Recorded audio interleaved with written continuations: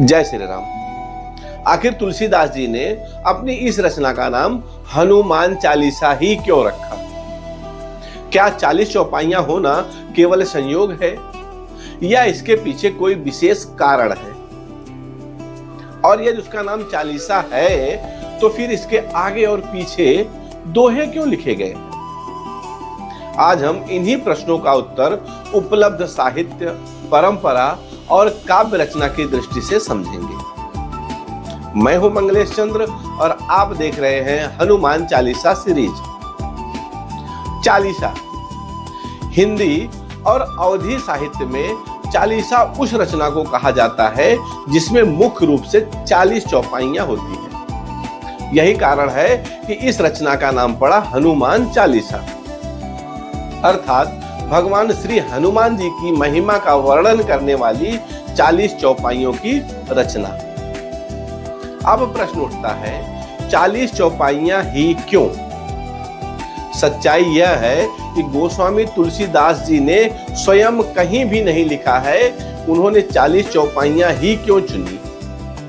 इसी कारण निश्चित उत्तर देना संभव नहीं है, लेकिन समय के साथ विद्वानों और भक्त परंपराओं में इसकी कई व्याख्याएं प्रचलित हुई है।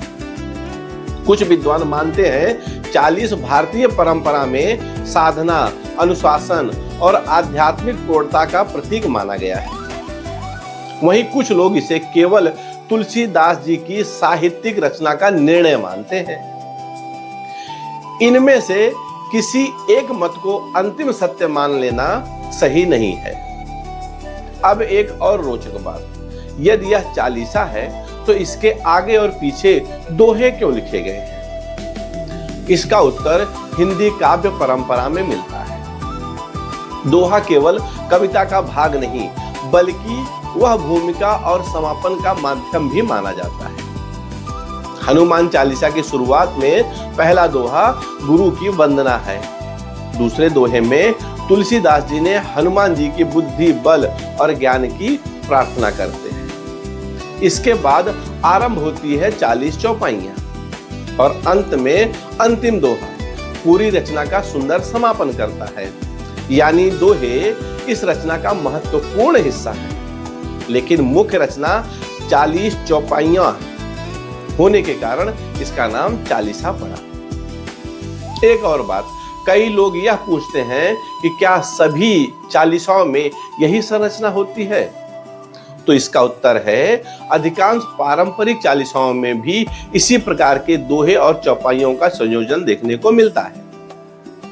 इसलिए हनुमान चालीसा की रचना भारतीय काव्य परंपरा के अनुरूप ही मानी जाती है। यदि आपको यह प्रस्तुति पसंद आई तो आप अपनी राय कमेंट में अवश्य लिखें। मैं हूं मंगलेश चंद्र।